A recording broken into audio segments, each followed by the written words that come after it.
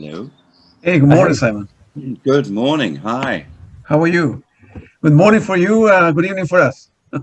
Uh, um, yeah, that was really strange. My phone.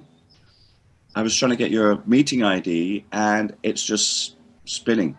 Oh, hang on. Where's the camera? Can Uh, you see me? no, we cannot see you. We can hear you. Fine. Okay, The only thing you need to do is just in the meeting maker, just got double it. click the Got it. meeting ID. That's it. You don't need to enter anything else by default. It's Yeah, but I was trying to get your information, and it's just not loading on the iPhone, so I had to go online on the computer. But I'm on now. okay. Let me Very see. strange. All right. It's one of Well, those man. problems. Me, So even my cappuccino milk wasn't quite right. It was, it was a little too bubbly and too liquidy. I didn't get that yeah, nice smooth foam to yeah. make the cappuccino. So. Simon, I'm Claudio Bustamante calling you from Virginia. I was born in Santiago, Chile, and music and school brought me to United States. I ended up staying here. And then to your left there is Christian Landaeta. Calling from Santiago, Chile. Uh-huh. And man, I think you guys were there with Toto several times. But you were, I think, in 204. Is that correct, Christian? yeah, the song festival in Viña del Mar, Simon. That was the most amazing song we've ever heard, by the way. Oh, Yeah, yes, yeah, yes. That was a fun concert. That was really fun. Yes. Yeah. yeah. All right. So the way we want to do Simon in the radio, I record the audio, record the video, and then in a couple of weeks, we do one special about you, and then we very likely would put some of the stuff that you have done with protocol, Right. and then like a week after, we send an email to our fans and via social media, and Hmm. we end up broadcasting this interview and so on. So forth. So it's about the interview, all general questions about you, your life, Toto, whatever you want to share with us is yes, it's great Okay. for.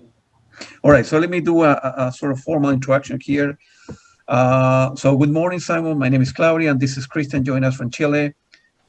From the studios in Fairfax City, we are very humble and grateful that Simon accepted our invitation to all about music. Simon is by far one of the world's most renowned and respected drummer. Whether it's rock, fusion, or jazz, Simon applied the same precision and intensity to his drumming. He worked with rock band during the 70s and 80s and was the drummer for the band Toto from 1992 to 2014. Protocol is Simon band that he started in 1988. Simon, welcome to the show. Thank you very much. Good to be here. Okay. First question: how you end up moving from? What brought you to America? Oh, From England. well, it was a dream I had from when I was about 7 or 8 years old. All my favorite musicians were American musicians, all my favorite bands. Um, I had no idea the relationship of Los Angeles to New York City in those days. Could have been, on the same coast for all I knew. I was only 8 years old, didn't really have a good grasp of, the Yeah. world, and geography was not my greatest subject. Um, so growing up as a kid, I wanted to get to America, and I wanted to play with all these amazing bands and musicians. Um, and then somewhere along the way, I guess I kind of forgot about that because then I became a professional musician. I was always still wanting to get into that scene, that New York scene or that LA scene. Probably in those days, probably more the New York scene. Um, I was doing sessions in London, and I would listen to all the guys over in New York playing on all these different records, like Steve Gadd, Harvey Mason, Bernard Purdy, Grady Tate, and I'd really study how they were playing songs, how they were adapting to playing, Harvey Mason on a Quincy Jones album, uh, on a Grover Washington album, um, the same with Steve Gadd, Ricky Lee Jones' album, and you know, all the varied types of music that they all played, because that's what I was doing in London at the time, turning up to sessions, and from one session to another, I had no idea what kind of music was going to be. Sometimes I didn't know who the artist was. That's how it was in those days. And I learned a lot from those guys, listening to those guys. And then the first opportunity to actually go to the States and join an American band was in 1979 when I joined Stanley Clarke's band. And that was the first time I was the only teabag in the band, the only English guy. And I loved it, absolutely loved it. And, you know, then the United States was a very different place. And it was a lot of fun, and there was a lot of, I don't know, there was a lot of excitement there, you know. In those days, touring the States was much better than touring Europe. It's now the opposite. But, well, up until this year. So I had an opportunity of maybe moving to the States at the end of '79. But the thing is, I was established in London at that time. So I felt it was probably better to stay there. But 10 years later, well, 12 years later, it was time for me to move. I needed a new challenge. Yeah. Thank you. My understanding is that you started to play right-handed, and then as your drum kit grew, you decided to start playing left-handed. Mm-hmm. And man, that's a challenge. How you end up doing that? What was the reason of doing that? Well, first of all, 18 years old, you could do anything. You know, it's a great time to learn, to change your technique, to do all sorts of things. I was looking. You have to understand, at that point, I had just come out of being a jazz drummer, a Dixieland drummer, and going into playing rock and roll. And a lot of the sessions I was doing at that time was a mixture of jingles, film dates, and then music dates, you know, records. So there was a pretty wide range of styles there. I wanted to try to sound different. I didn't particularly like the sound, the way that recording had gone with drums. So I was always looking for something new. And then when I went to see Billy Cobham for the first time, and I saw that he was playing lefty, I just went, wow. I was 17, and I said, that looks so cool. I didn't care about, you know, I mean, I loved the way it sounded, but to me, it looked cool. So that was the reason. I wanted to look cool, play differently. And of course, it did really open up the possibilities of playing a large drum kit. Ergonomically, it was much easier. It changed my sound. It changed the way I would phrase certain things. It's kind of tricky to do very traditional drum fills when you play left-handed, because things fall differently. And I like that. I like the fact that things were now a little bit different, you know. So that was it. I just wanted to be very individual, very different, and it stuck. Yeah. Go ahead, Christian. Okay. Hi, Mr. Phillips. An honor to be here talking to you and Claudio. I'd like to know, go back a little further, and maybe you have some nice memories of the times when you when you began in jazz, I think, with your dad, Mm-hmm. whom I understand used to play the clarinet, and then he also took you to the recording studio. Yeah. Any special memories from those days? Oh, many, yeah. Well, I basically grew up in a studio. I was dragged along to recording sessions, which were basically broadcasts. They were all done at the BBC, at various BBC studios around London. I was 5 years old, 6 years old, and I'd be dragged around. And I was told to sit in a chair behind the drummer and shut up. Don't make a sound. I learned about studio etiquette very early on, and I understood what a microphone was and the way that a session is conducted. Now, in those days, you got to remember it was a 9-piece Dixieland band. So it's kind of in between Dixieland and a medium-sized dance band. Everybody wore a suit and tie. The control room was tiny. It was mono. There was only one speaker cabinet in the corner, which was a Tannoy Lockwood.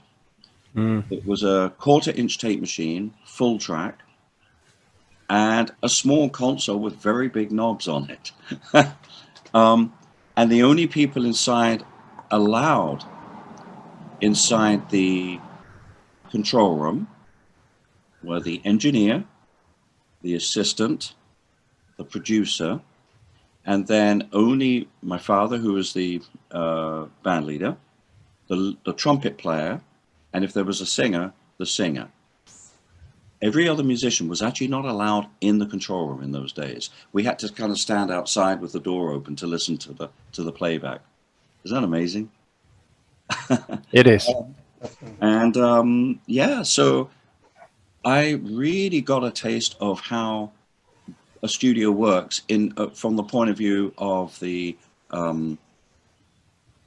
studio etiquette, and the fact that we had a 3-hour session.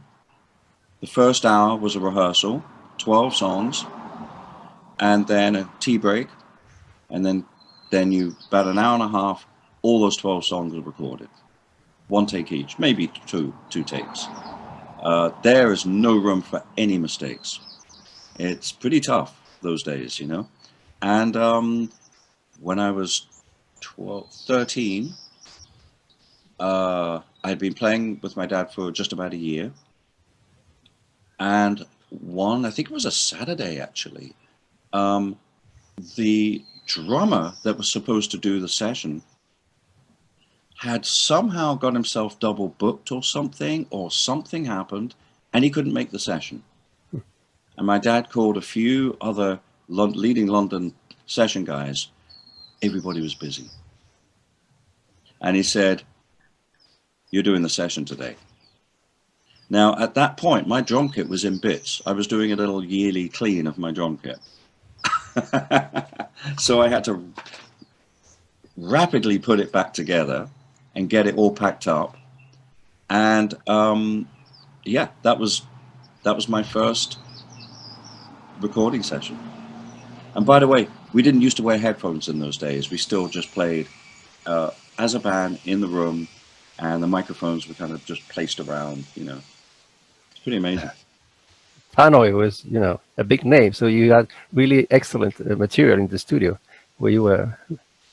Yes, yeah. I mean, that was a pretty worrying day, and also my dad had chosen all the material for that session, which included some arrangements I had never played before. So I was sight reading, and I was struggling. So he actually called my mum from the studio and said, "Bring the dance pads," which means the music that we play on the dances, which I've been playing for a year. And by the time she arrived, he was able to just grab a few songs out of there, which were songs I had at least played, because that was pretty tough to sight read songs I'd never heard or played before. Tough arrangements. And I was 13 years old. And the producer wasn't very helpful, by the way. So it was interesting. But I managed to get through it, and that was the start of my recording career. Like some nervous fun, you would say? Some nervous fun, some nervous learning? Yes. Oh, yeah. Yeah. That was in at the deep end, that was. Yeah. Yeah. So I'd like to jump now, Simon, to something I had left for the end of the interview. But I was thinking of your drumming versus engineering and producing that you've been doing. Maybe those were the days when you were attracted, because miking drums is very complex too. So maybe that's when you began thinking about this, like developing ideas? No. It wasn't from that point of view. I grew up with a tape machine. My mom was a very keen amateur recordist. She taught me how to operate her first tape machine, which was a ferrograph, from when I was like 3 years old. I mean, she showed me how to spool up tape, not to twist it, what happens when you twist it, and play the back of it, and definitely do not press the red button. So I had grown up around a tape machine that she was operating all the time, and I remember sitting on it was on a kind of high bench. She'd put me up there, and I'd sit next to it and just watch the reels go round and hear music coming out of the speakers. It was great. She then upgraded her system. She got 2 Revox G36s, a beautiful Radford tube amp, some nice speakers, and every broadcast that my dad used to do, he would take a dub of it. That means at the end of the session, the engineer would go, the master tape that we had just recorded, he would bounce that to another reel of tape and give that to my dad or mom. And she needed a semi-professional machine because she needed to be able to play the large 10-inch reels, 10.25-inch reels, metal reels. So that's why she got into that. So suddenly we had the makings of a simple studio at home. And by that time, I was now messing around with these 2 tape recorders, bouncing from one to the other, adding another instrument, you know. I was fascinated because I loved the sound of records. And I was saying this recently, actually, on another interview. I would sometimes buy a record just purely because of the sound. You know, not so much because of the music. I went out to buy a Shirley Bassey album. Now, at my age then, I wasn't a big Shirley Bassey fan, although she was huge in those days. You know, she did the James Bond, couple of James Bond themes, and you know. But the sound on this particular record, I heard it by accident in a electric store, I think, electronic store. It was just beautiful, absolutely beautiful. And so I listened to the music from a sonic point of view. I remember a drummer who used to live very close to where we lived. He played me a Quincy Jones album, which Phil Ramone engineered. And many years later, I ended up working with Phil. And that sounded amazing. So that's really how I got into wanting to be on the other side of the glass.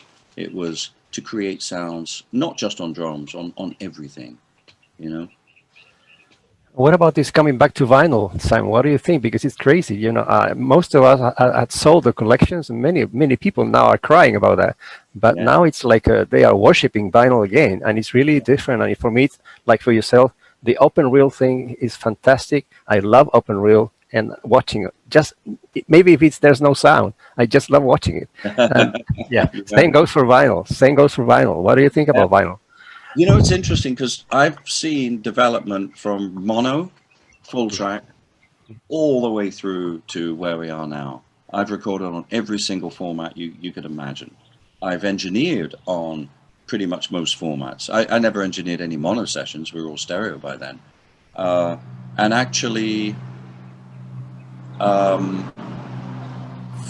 the time I was engineering, we were all using 24-track machines. So I grew up. I started engineering with with 23 available tracks because one track was used for time code. I did an experiment. I had a vinyl, Protocol 2 and Protocol 3 were both mastered for vinyl as well, and they were produced. And during Protocol rehearsals at my studio, I set up a CD player and an amp and a turntable and a pair of speakers in the room we were rehearsing, and I had the CD and I had the vinyl, and I tried to sync them up the best I could, and I played it to the whole band, And the only thing I had to do was, the vinyl's obviously much quieter, was switch to the turntable and turn the gain up and then back down. Unanimously, everybody just said, oh, the vinyl. Now, when I master, I'm usually record at 96K sample rate, PCM. And I've been used to hearing 96, 24, sound, production, reproduction. When I go to the mastering room, and then I hear for the first time 44.1, 16-bit, Red Book for CDs, I go, oh. It's just so disappointing. It really is. So the great thing about listening to the vinyl version is you're actually getting the 96K masters that I mixed, which have then been mastered for vinyl. So it's beautiful, And I wouldn't, you mentioned something very interesting. You said everybody got rid of their vinyl. I wouldn't worry too much about that, because most of that vinyl was really bad in those days when we were buying towards the, early 80s, late 70s, early 80s. Record companies were producing vinyl, really cheap vinyl, thin. A lot of them were warped. They weren't very good. The great thing about now is most vinyl production is on 180, 190 gram vinyl.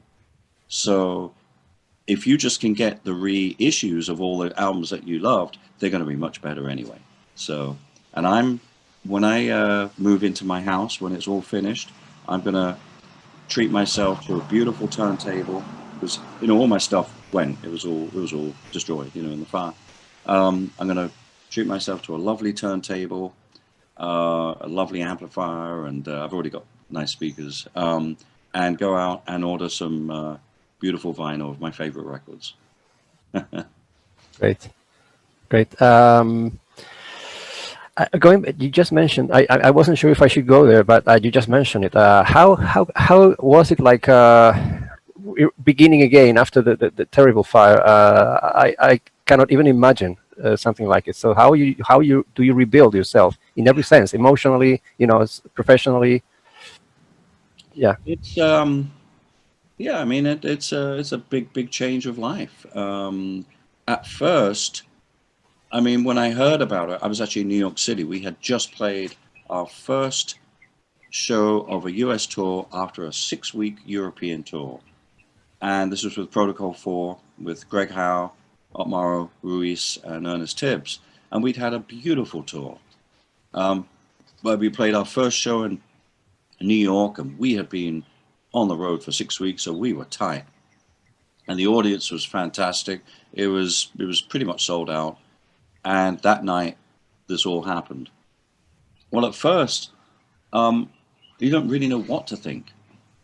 Somebody, I received a call and who said, "Hate to tell you, but everything's gone."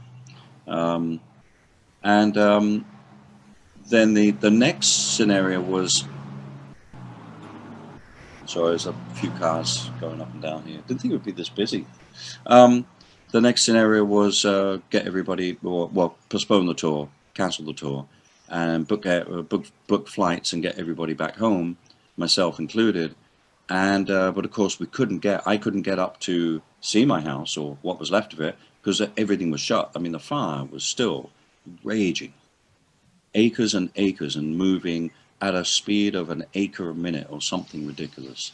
It was it was very frightening for the people that were here. I didn't get to see it. I mean, I saw it from the plane, and I saw the aftermath, but I didn't see the conflagration that was happening in here in Ojai.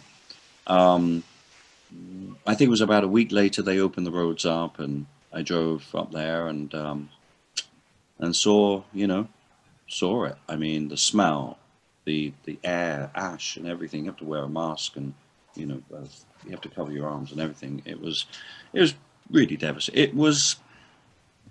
I mean, I've never been in a war zone, but it looked like I would imagine a war zone was. It looked like a missile had just come in and just obliterated the whole. You know, there wasn't one thing standing. The stove, fridge, just burnt out wreck of a car, and it's really hard to know kind of what to think. You know, the funny thing is you have this automatic sense of there's got to be something left. And you look through, and you have to be very careful, obviously. There's a lot of nails, screws, bits of metal that were in the building, and everything's, you know, anything that's crockery is all shattered in little bits underneath, you know. You just think you're going to find something that survived. And the funny thing was, I did find one thing, and it was quite staggering. It was a cappuccino cup, just like that, which I brought back from the Tokyo Blue Note, and it had Blue Note Tokyo written on it, and even the handle was intact. And how it survived, I don't know, because anything that was up on a shelf in a kitchen would have had to have fallen at least 4 or 5 feet, because as the, you know, as all the wood melts, and, you know, as all the wood burns, everything falls down and then just piles up. But somehow it was shielded by something else, purely by chance, and the cup was intact. But that's the only thing. A spark of hope, perhaps. Huh? A spark of hope, I say. A spark of hope. Yes, exactly. Yeah, and then of course began the long, you know, what do you do? You know, if you've never experienced this before, you're not even sure, what do you do? Well, I better ring the bank, you know, you've got a mortgage on the house, insurance company, and then of course, then the fun and games start, and it's been nearly a 3-year battle. Finally, the insurance paid out. They tried to, you know, they tried not to. They tried to pay half. But the house is going up. It's about 80% done. I was hoping to be in there by Christmas. I'm not sure if that's going to happen, but I'll be in there in the next, you know, 2 or 3 months. Hopefully, I should be walking into my rebuilt house, I hope. Right. Yeah, but even if the insurance company were to cover X amount of dollars, and still there's pictures and memories for you when you were a kid, I suppose, with your mom, with your dad, and Master Machine, stuff that was important to you, that it has, for a bank, no monetary value. For you, it means everything, right? So it's photos, like, you know, all my photo boxes, which were, you know, before digital. It's funny, I had a bunch of photos which I was going to scan before the tour, before I left on tour, and they were sitting in the top drawer of my office, but I never got to them. And letters, I had a couple of beautiful letters which I'd kept. One from Mick Jagger, one from Jimmy Page, one from a couple from Pete Townsend, actually. They've gone. Recordings on like 1/4-inch reels of priceless stuff that was never released, rough mixes of albums that never, you know, all this kind of stuff. But yeah, I mean, the thing is, you know, I'm not the only one. There's, you know, over 1,000 people that lost their house and their possessions and have been doing it ever since the year later, 2018, 2019, and this year. It's devastating. And then, of course, let's not forget all the people around the world that are in war zones, have had to do this over and over again. I mean, it really does give you a little bit of a concept of, you know, that some people in the world really, you know, do suffer at the hands of militarism and people's ideals and politics. It's one thing to lose your home and, you know, and all your possessions. It's another thing to lose lives. and to have people shooting at you and firing missiles at you and terrorist bombs and stuff. So it kind of gives you a tiny little idea of what that's like, except I don't think you can ever have an idea unless you live, unfortunately happen to be in one of those places. So, it's part of living on Earth, isn't it? It's part of life. Yeah, unfortunately, yeah. Yeah. Did the cappuccino machine survive? Sorry? Did your cappuccino machines survive? I Now, heard that somewhere. No, it didn't survive, but it's made out of very heavy steel. It's a Spanish model called Expo Bar. It's a manual, well, semi-automatic machine. It was still in one piece, but of course the what is it called? Oh gosh, I've forgotten the name of it. The thing that you put the basket in, not the regulator. Anyway, that was cast, so that melted. But the steel part was there. But funny you should mention that. The first thing, once I found a place to rent, one of the first things I bought was another cappuccino machine. And that's the one I have here. All right. Very important to me. Yeah, and you're, I suppose that being an Englishman, you still like tea, or you switch completely to coffee, or you do both. Or... No, I love a good cup of tea, especially when I'm working in the studio, old habits. I tend to only drink nowadays coffee in the morning. I think when you're younger, you can handle all the caffeine and everything, but when you get older, it's a little hard to sleep sometimes. So I'm careful, I got you. That's a ritual for me every morning. Yeah. Let me take you back to 1992. Mm-hmm. How did you decide to join Toto back then in '92? I think I heard somewhere you went home and all of a sudden you got a phone call and you say, what's this all about? Go ahead.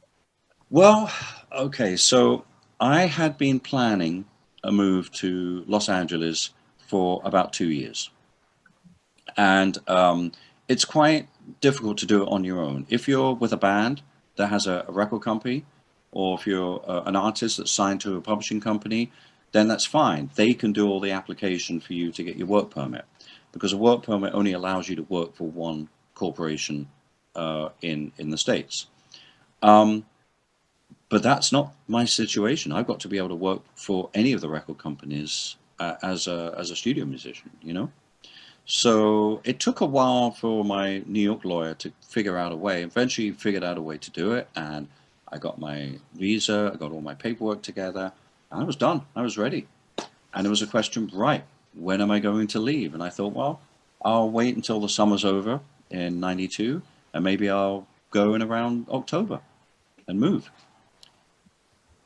Well, didn't quite work like that, because suddenly, I heard that Jeff Porcaro had passed away, and a week later, I got a phone call from Steve Lukather, and I just thought because I knew Steve a little bit then, I just thought he wanted to talk to me, just have a chat and talk about Jeff. Or I didn't realize he was going to say, "Hey, listen, I'm going to get straight to the point."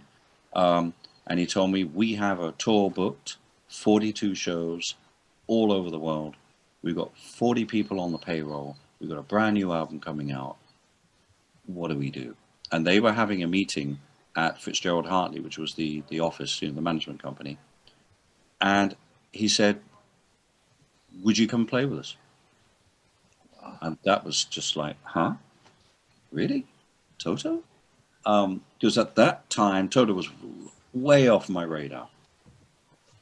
Mainly because I was doing more work in the States, and Toto wasn't doing anything in the States then. They were working more in Europe. And I kind of lost touch. I didn't know what they were up to. And that was kind of basically it. They sent me a DAT, because the record hadn't been finished yet. They sent me a DAT tape of the new record, all the mixes, and I listened. I went, wow, this is not the Toto I remember. It was a little tougher, a little more heavy rock. Luke was now the singer, and I thought it was great. I thought it was absolutely wonderful. The record was lovely. Jeff sounded great on it. That was it. So that's how that happened. Yeah. Well, later on, I will ask you about how, what happened in 2014 at the end of Yeah. 22 years. It's 22 years, more than a marriage that the Yep. majority of folks. Well, it is a marriage of sorts. Yeah, It's a marriage to 4 other men.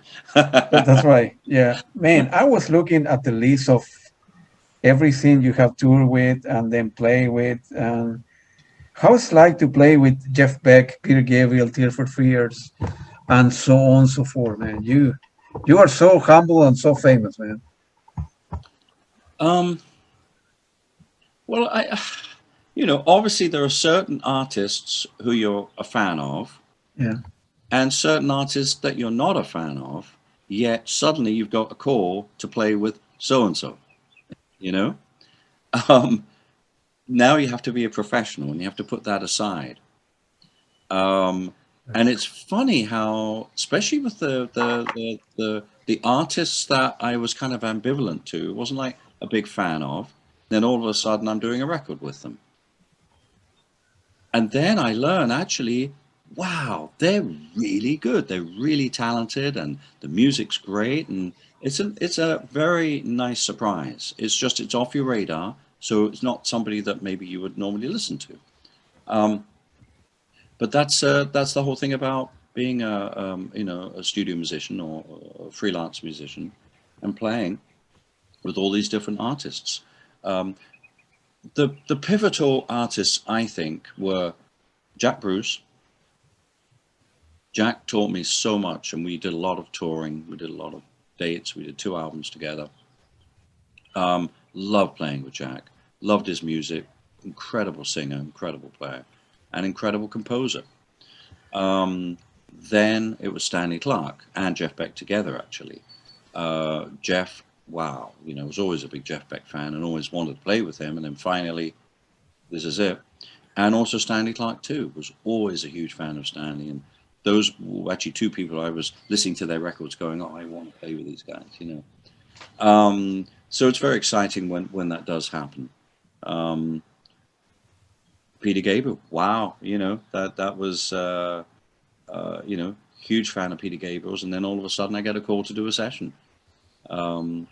And Peter's very interesting. I met Peter first. The first time I met Peter was in 1976 at Morgan Studios, and Bob Ezrin was producing. And I was doing a session in they had 4 studios in those days. I was doing a session in one, and they were doing a session over in Studio 3. And I was outside, just outside the front door, and Bob Ezrin and Peter Gabriel, they came out of because a lot of studios had bars then. It was great, a bar and even a little restaurant. It was fantastic. And Bob came up to me and said, he knew who I was. And, said, oh, blah, blah, blah. And I went, wow, he introduced me to Peter. And I went, oh, lovely, and I went, wow. So we met. And then that was in 76. Fast forward to 80, I want to say 82 or 83 when I played with Peter. I had no idea. I just thought he would never remember that meeting. And I was in this studio called Ridge Farm. It was a residential studio. I was in the dining room having a cup of coffee or something, and Peter comes in, and I turn around and say, oh, hi, Peter, I'm Simon. He said, yes, I know, we met at Morgan Studios with Bob Ezrin. He remembered exactly. Isn't that amazing? And every time I've met Peter, he's always new. Always, oh yeah, very, very, he's very, very quiet, very polite, lovely man, absolutely. But that was amazing, the fact that he remembered. I mean, yeah. So it was great. Wow. Okay, Simon, my turn now. I'm a big fan of Genesis in the Gabriel era, especially now that you mention him, and I like some of the solo albums by the Genesis members too. I would like to mention now 2 people you work with. Maybe you have some nice memories. Mike Rutherford, the first album by Mike Rutherford, and then Mike Oldfield, which I admire too a lot. Yes. Yeah. You have any special memories about those 2 people? Absolutely. Well, I'll tell you a little side story to that. In 1976, was at the Manor Studios. We were just wrapping up recording House Tricks with Jack Bruce.